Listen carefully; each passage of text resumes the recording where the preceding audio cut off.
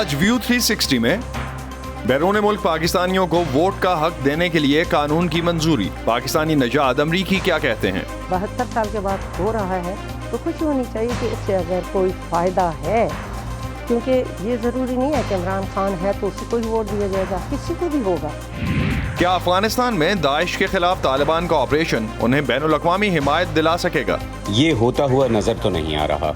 अब ये हो सकता है कि शायद तालिबान बदल जाएं या वो तस्लीम कर लें कि अगर मगरिब के साथ बेहतर ताल्लुकात रखने हैं तो ऐसा करना उनके मफाद में है। और हॉलीवुड में हाल ही में फिल्म के सेट पर असली गोली से हलाकत के बाद अब बहस किस बारे में है?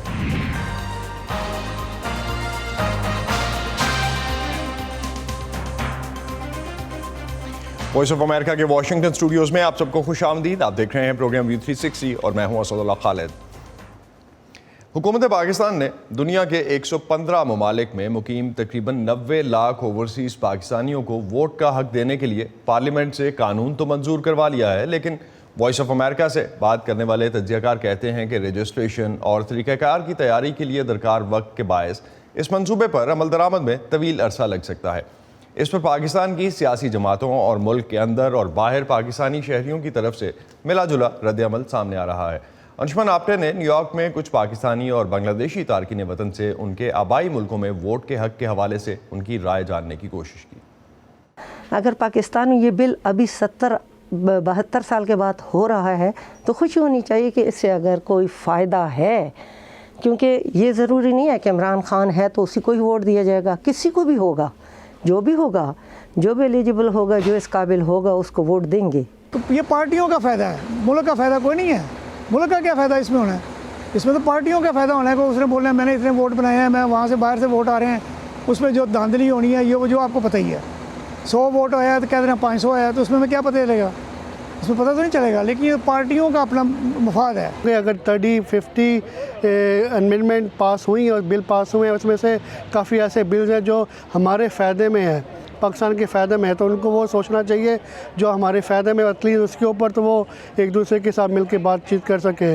वोट का नहीं, नुमाइंदगी का हक होना चाहिए कि उसको सेनेट में भी उसका हक हो, सूबाई असम्बली में भी उसका हक हो और कौमी असम्बली में भी उसका हक हो, और उसका अपना इंडिपेंडेंट मिनिस्ट्री हो कि वो पूरी दुनिया में उसके लिए सहूलियात और उसके साथ मेरे उनकी हल के लिए और भी कोशिशें करें।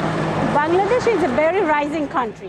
बांग्लादेश एक उभरता हुआ मुल्क है, बहुत पढ़े लिखे लोग हैं अब वहाँ, और इनमें से बहुत सारे मुल्क से बाहर हैं, और अगर आप उन्हें शामिल नहीं करेंगे तो इससे मुल्क का फायदा नहीं होगा। Exclude them, that means it's not benefited for the country. আমরা বাংলাদেশে আমেরিকা আছি অনেক বছর ধরে, तो আসলে বাংলাদেশে ভোট দিতে পাই। मैं बहुत अरसा पहले बांग्लादेश से यहाँ आया था।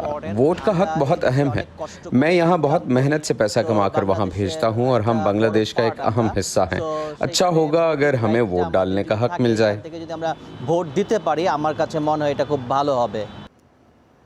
अफगानिस्तान के लिए अक़वाम मुत्तहिदा की खुसूसी सफ़ीर डेब्रा लॉयंस ने बैनुल-अक़वामी बरादरी पर जोर दिया है कि वो अफगानिस्तान में दाइश की मौजूदगी पर तवज्जो दे, जो अब मुल्क के अदम इस्तेहकाम का फ़ायदा उठाकर अपना असर व रसूख बढ़ा रही है। दूसरी जानिब तालिबान ने दावा किया है कि दाइश खुरासान के ख़िलाफ़ उसके हाल ही में शुरू किए गए ऑपरेशन में अब तक 10 जंगजुओं को हिरासत में लिया गया है, जबकि 4 हलाक हुए हैं। क्या दाइश की शक्ल में बज़ाहिर एक मुश्तरका दुश्मन तालिबान और बाकी की दुनिया और ख़ास तौर से अमरीका को एक प्लेटफॉर्म पर ला सकता है? यही जानने की कोशिश की मोना काज़िम शाह ने। आइए देखते हैं। तालिबान के काबुल पर कब्जे के सिर्फ 11 रोज़ बाद काबुल एयरपोर्ट पर धमाका हुआ, जिसकी जिम्मेदारी आईसिस खुरासान ने कबूल की। इस बम धमाके में 60 अफगान और 13 अमरीकी फ़ौजी हलाक हुए थे। इसके बाद से अब तक आईसिस ने अफगानिस्तान में होने वाले दर्जनों हमलों की जिम्मेदारी कबूल की है।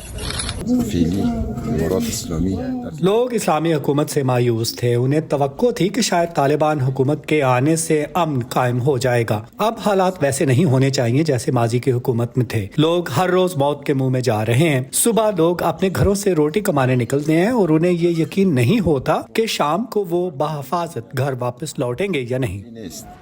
बड़ी हद तक किसी मज़ाहमत के बगैर काबुल पर कब्जा करने में कामयाब होने वाले तालिबान के मुल्क पर कंट्रोल के लिए ये हमले एक चैलेंज हैं। न सिर्फ ये, बल्कि ये हमले मुल्क में तालिबान की मुअस्सर हुक्मरानी और अमन व अमान कायम करने की सलाहियत पर एक सवालिया निशान भी हैं।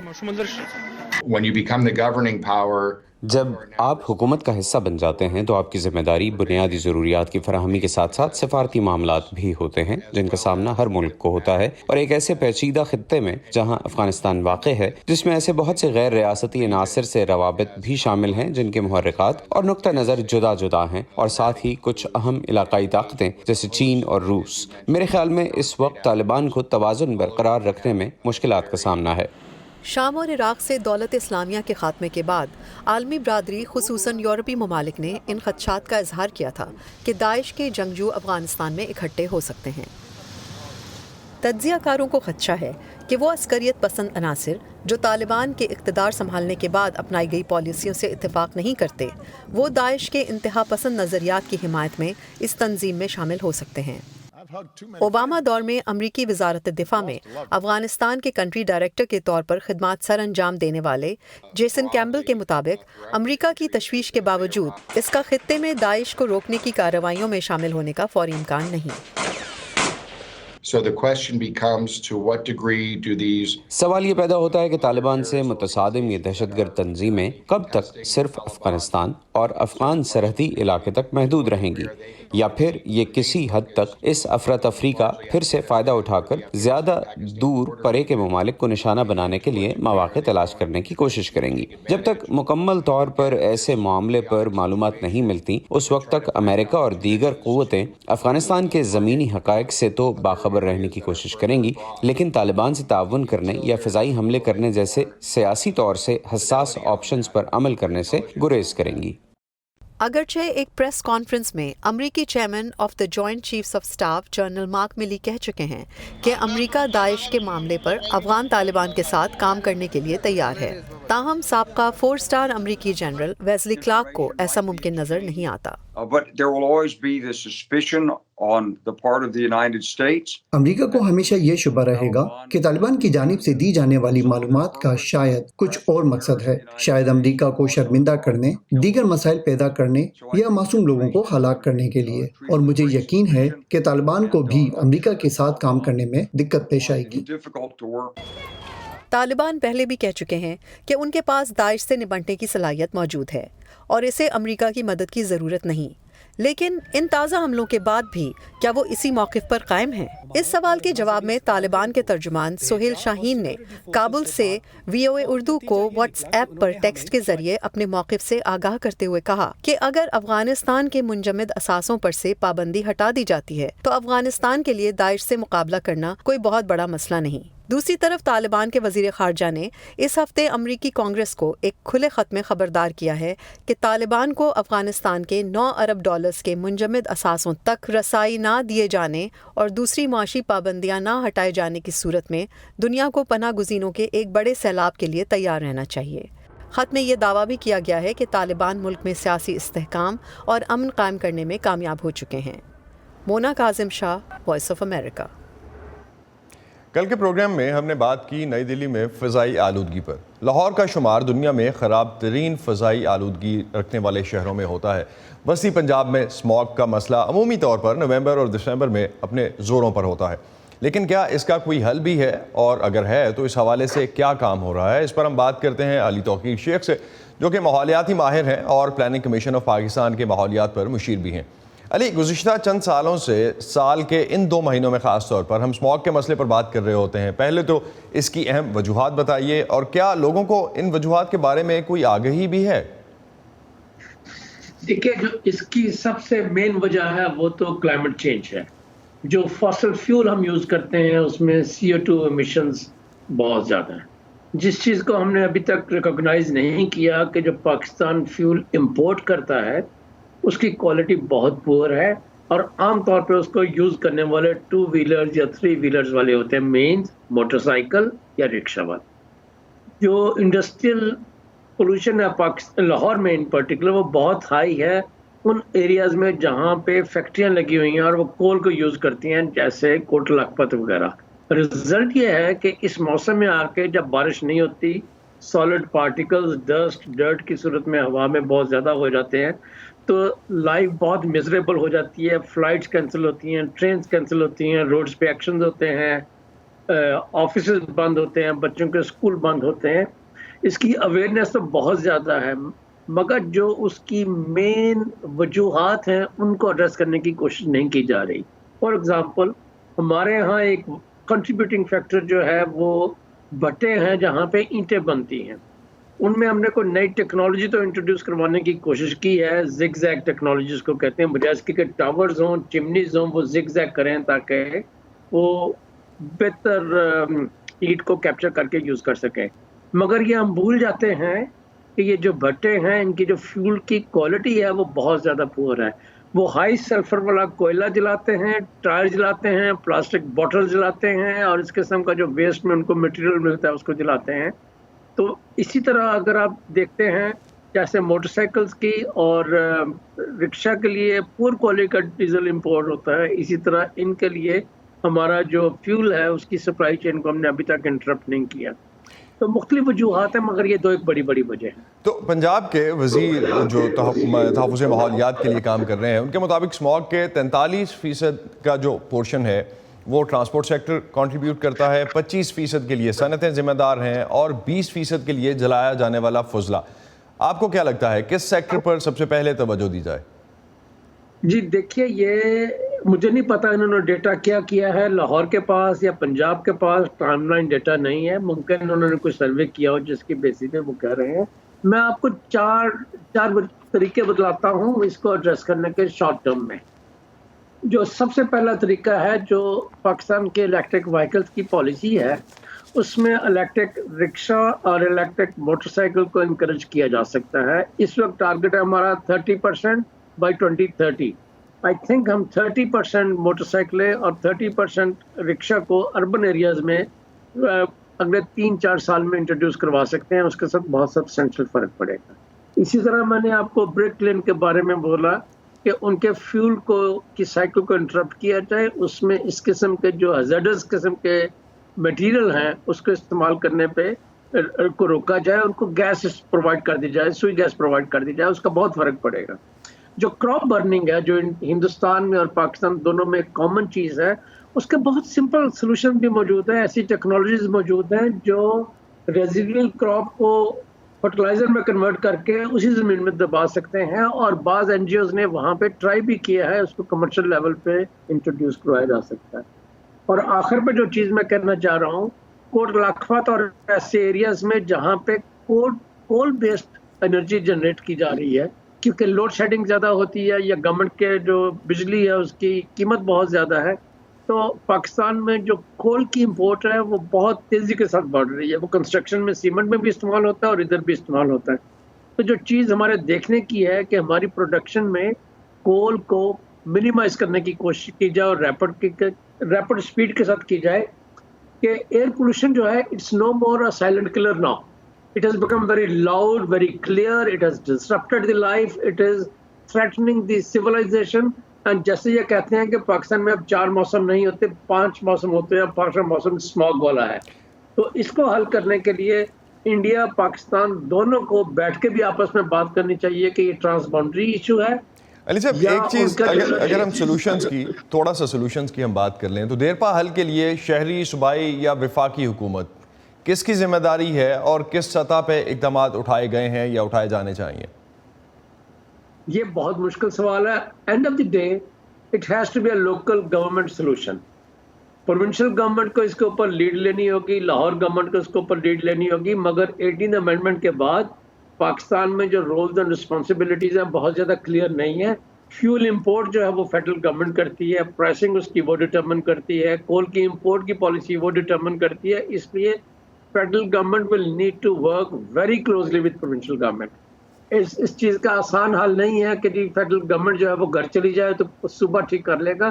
صوبے نے بہت ساری چیزوں پہ اپنی کیپیسٹی اور کمپیٹنسیز نہیں اسٹیبلش کی. ایک ایگزامپل آپ کو دینا چاہتا ہوں. علی صاحب ڈیفینیٹلی اس پہ ہم ڈیٹیل ڈسکشن ضرور رکھیں گے کسی اگلی نشست میں، لیکن آپ نے بالکل وجہ فرمایا کہ یہ تینوں گورنمنٹس کو مل کے کام کرنے کی ضرورت ہے. بہت شکریہ علی توقیر ہم سے بات کرنے کا. شکریہ سر، تھینک یو سر.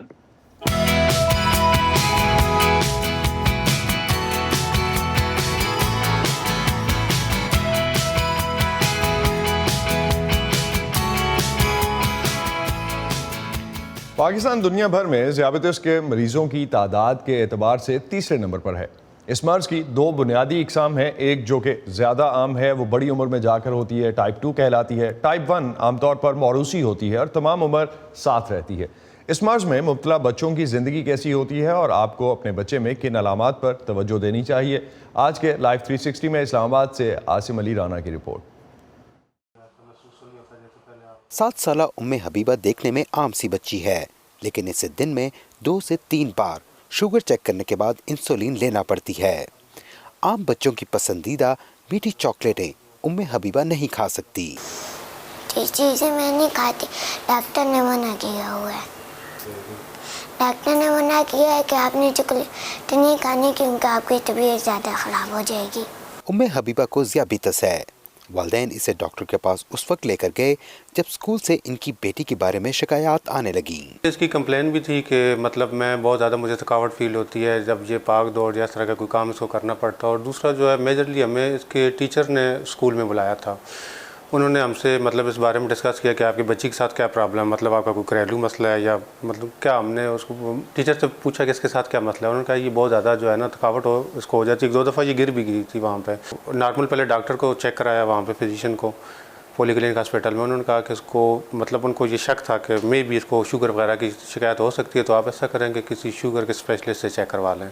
تو وہ جو ٹیچر نے مطلب ہمیں بتایا تھا وہ بالکل صحیح ثابت ہوا اور اس کو شوگر کی شکایت تھی، لیکن یہ ہے کہ پھر ہم نے اس کی جو ہے پراپر ٹریٹمنٹ شروع کر دی۔ پاکستان میں ذیابیطس کے مرض میں اضافہ دیکھا جا رہا ہے۔ 3 سال قبل ملک میں اس کے مریضوں کی تعداد 1.80 کروڑ تھی، جو اس وقت 3 کروڑ سے تجاوز کر چکی ہے۔ ماہرین کے مطابق 80% مریض ٹائپ 2 اور 20% ٹائپ 1 ذیابیطس میں مبتلا ہوتے ہیں۔ ٹائپ 1 بچوں میں پائی جاتی ہے۔ اس مرض میں ان کا لبلبہ انسولین نہیں بناتا اور یوں جسم میں توانائی کی کمی ہو جاتی ہے اور بچوں کو انسولین کے انجیکشن لگانے پڑتے ہیں۔ یہ آٹو امیون بیماری کہتے ہیں۔ اس کا تعلق کسی بھی خاندان کے ساتھ نہیں ہے، کسی بچے کو بھی کسی اس ایج ٹائم پیریڈ میں ہو سکتی ہے۔ آٹو امیون یعنی جسم کا مدافعتی نظام جو جراثیم سے لڑتا ہے، غلطی سے انسولین بنانے والے خلیوں کو تباہ کرنے لگتا ہے۔ خوراک اور ادویات کا خیال رکھنا اور اپنی سرگرمیوں کو محدود رکھنا چھوٹے بچوں کے لیے خاصا مشکل ہوتا ہے، لیکن 12 سالہ رضا احمد مثبت سوچ کے ساتھ اپنی مشکل روٹین جاری رکھے ہوئے ہیں۔ ڈائٹ کے ذریعے اور ایکسرسائز کے ذریعے تو ویسے بھی ہوتا ہے، لیکن پازیٹیو تھاٹس بھی ہونے چاہیے ایک ہیومن کے اندر، کہ آبویسلی اگر مجھے ہے تو دنیا میں کسی اور بندے کو بھی ہے، میں اکیلی نہیں ہوں اس میں۔ موسٹلی لوگوں کو یہ ایک لگتا ہے کہ اس کی وجہ سے میرے میں کوئی ڈسیبلٹی ہے، جو آنیسٹلی میرے میں نہیں ہے۔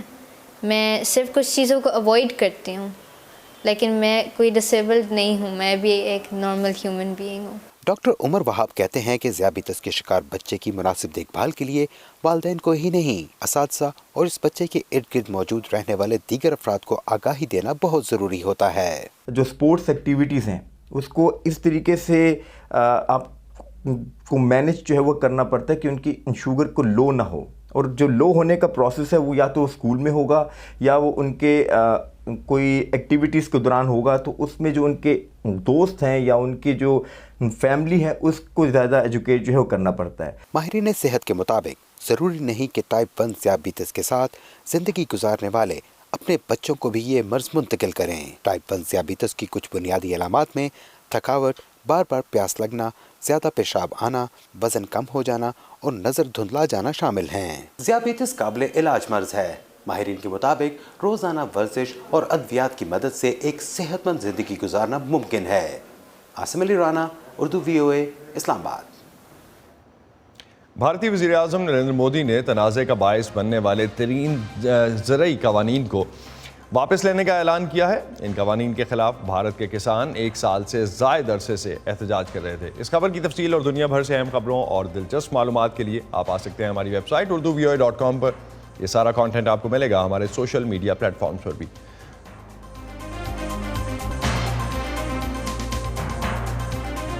اہم واقعات، آڈیو ویڈیو رپورٹس اور تجزیے دیکھیں، سنیں اور پڑھیں VOA اردو کی اسمارٹ فون ایپ پر۔ خبریں اب ہر وقت آپ کی مٹھی میں۔ گولیاں اور بندوقیں اکثر ایکشن فلم کا لازمی حصہ ہوتی ہیں، لیکن ہالی ووڈ فلم رسٹ کے سیٹ پر گولی لگنے سے ایک سینماٹوگرافر کی ہلاکت کے بعد اور ڈائریکٹر کے زخمی ہونے کے بعد امریکی انٹرٹینمنٹ انڈسٹری میں اصلی ہتھیاروں کا استعمال ختم کرنے کے لیے آوازیں بلند ہو رہی ہیں۔ اسی شوٹنگ کے حوالے سے مشہور اداکار ایلک بالڈون کے خلاف ایک نیا مقدمہ بھی سامنے آیا ہے، جس میں فلم رسٹ کی اسکرپٹ سپروائزر نے الزام لگایا ہے کہ فلم کے اسکرپٹ کے مطابق ایلک بالڈون کو بندوق چلانے کی ضرورت نہیں تھی۔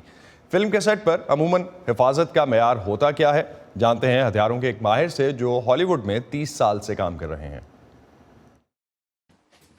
مائک ٹرسٹانو کو ہالی ووڈ میں ماسٹر آرمرر یعنی ہتھیاروں کا ماہر کہا جاتا ہے۔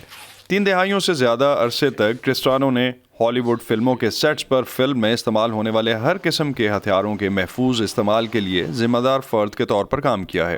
یہ کولٹ ریوالور ہے۔ یہ اسی قسم کی گن ہے جو اکتوبر میں شوٹنگ کے حادثے میں استعمال ہوئی تھی، جس کے نتیجے میں ایلک بالڈون کی فلم رسٹ کے سیٹ پر سینماٹوگرافر ہالینا ہینچز ہلاک اور ہدایت کار جوئل سوزا زخمی ہو گئے تھے۔ مائک ٹرسٹانو کا کہنا ہے کہ سیٹ پر کسی صورت میں بھی حقیقی گولہ بارود نہیں ہونا چاہیے۔ ان بندوقوں کو کیسے چیک نہیں کیا گیا؟ میرا مطلب ہے ہماری بندوقیں ٹرک پر سے اتارے جانے سے پہلے کئی بار چیک کی جاتی ہیں، اور جب ہم سیٹ پر پہنچتے ہیں ہم انہیں دوبارہ چیک کرتے ہیں، اور وہ عام طور پر 1 سے زیادہ ہتھیاروں کے ماہرین چیک کرتے ہیں، کیونکہ جب آپ کوئی شو کر رہے ہوتے ہیں تو یہ اتنا بڑا ہوتا ہے کہ کم از کم 2 افراد ضروری ہوتے ہیں۔ مائک ٹرسٹانو نے یہ بھی کہا کہ بندوقیں فلم کے سیٹ پر کبھی بھی کسی کی نگرانی کے بغیر نہیں ہونی چاہیے، جیسا کہ بظاہر رسٹ فلم کے سیٹ پر ہوا۔ شوٹنگ کے مہلک حادثے نے فلموں کے سیٹ پر اصلی گولہ بارود پر پابندی کے مطالبات کو پھر سے زندہ کر دیا ہے۔ نیو یارک میں فلم ڈائریکٹر بندر البولیوی نے آن لائن ایک درخواست بھی پوسٹ کی ہے، جس پر اب 1 لاکھ سے زیادہ دستخط ہو چکے ہیں۔ اسے ختم کرنا ہوگا۔ ہاں، آپ ایسی فلمیں بنا سکتے ہیں جن میں بندوقیں ہیں، ان کاؤبوائے فلموں کی طرح، لیکن آپ اصلی بندوقیں اور اصلی گولہ بارود استعمال نہیں کر رہے ہوں گے۔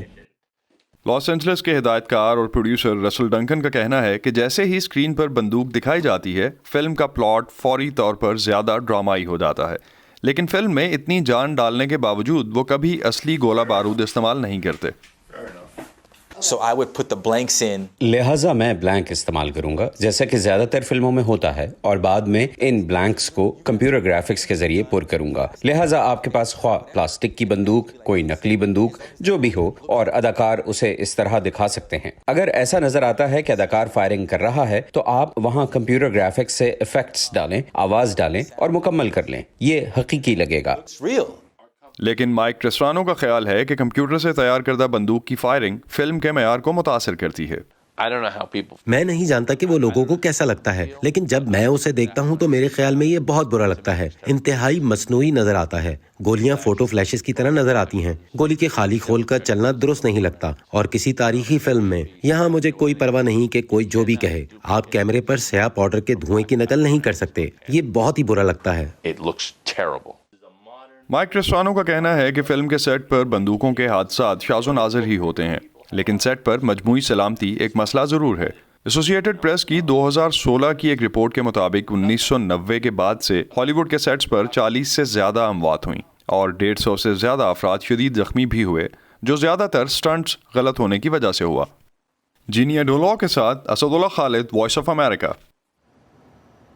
ویکینڈ ہے، آپ بھی کوئی ایکشن فلم دیکھیں اور اس میں فگر آؤٹ کرنے کی کوشش کریں کہ اس میں ایکشن حقیقی ہے، حقیقی اسلحہ استعمال ہوا ہے یا گرافکس میں۔ اسی پر ختم کرتے ہیں آج کا ویو 360۔ اسٹے سیف، اور پروگرام پر اپنے فیڈ بیک کے لیے آپ آ سکتے ہیں facebook.com/VOA اردو کے پیج پر۔ اس کے علاوہ ٹویٹر اور انسٹاگرام پر ہمارا ہینڈل ہے @urduvoa۔ اب تک کے لیے اتنا ہی۔ اسد اللہ خالد کو اجازت دیجیے، خدا حافظ۔